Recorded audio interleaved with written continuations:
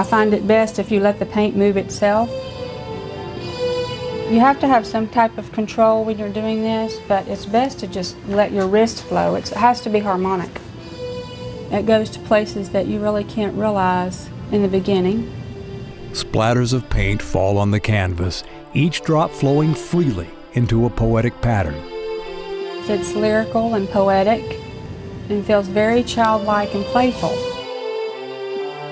As music she composed herself plays in the background, Regina Turner blends her pleasure of painting with her love of God. I pray about them, and then I select which Bible verse or which person from the Bible that I will portray and how I will portray them. This is a painting about Jesus and his suffering, his humility, his love.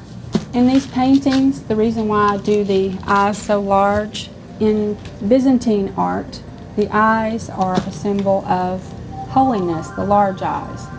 And it is about keeping your eyes wide open. The world can be deceiving. She uses clay-based paint that separates and cracks to give her creations the appearance of antiquity. On Daniel and the Lion's Den, that painting, I have his hands clasped together in prayer. It's almost like that he knows that God's going to take care of him.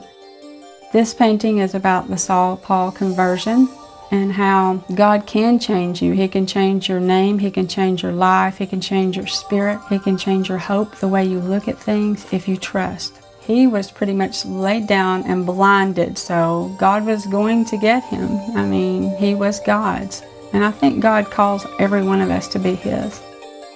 Some of her drip paintings are based on classical works, such as Michelangelo's Pieta, with Jesus in the arms of his mother after the crucifixion. I really felt like that I wanted to someday portray that in my own way, and this is my way. It's her sadness, but yet the grace that she's been given, because if you realize that she's holding her son and her Savior at the same time, you realize how magnificent just that thought alone is. This abstract expressionism, inspired by the work of Jackson Pollock, is just what Regina is doing lately. Her history of art unfolds in acrylics, charcoal, stained glass, styrofoam sculptures, portraiture, and clothing design. She has studied the masters throughout her artistic career and was even a finalist once in a competition called Meet the Next Da Vinci. She disciplines herself by duplicating Renaissance art. The old masters' works, such as Da Vinci, Raphael, Michelangelo, they appeal to me in a different way than the style in which I paint. They speak to me through the eyes, and I feel like that the eyes are very important to capture. Her talent has gained the respect of both gallery owners and customers. Gosh, her work is so diverse. I mean, you can't put her in a box at all.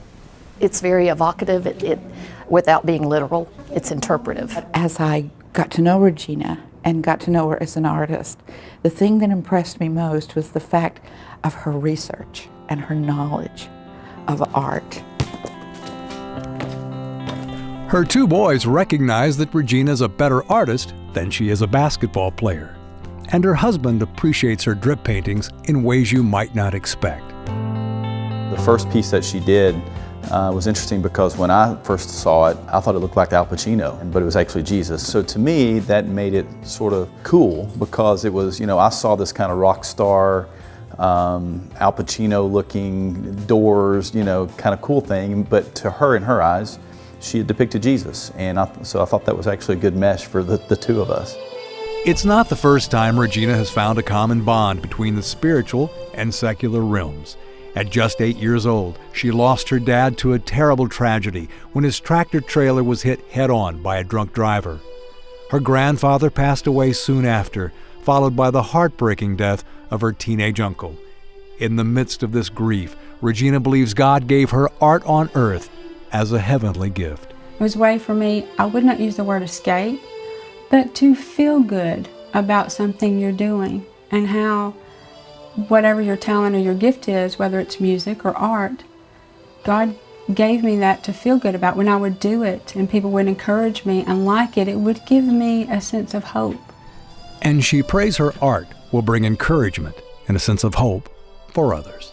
When I'm painting, I just feel like a child. It's so fun to express yourself and be able to pull such color. And the color will actually pull you to my paintings along with the eyes. I want you to come to them. I want you to be able to say, what is that? What is she doing? Will you really take a good look at what I've done? The colors I've used, the way I've tilted the head, the grace in the hands, and the way everything touches, the way the lines and the colors meet, the way they overlap, because there is an atmosphere I try to set in all of them, an atmosphere of grace, humility, humanity, love, everything that you think of when it involves what you think about God, because He is the maker of all things.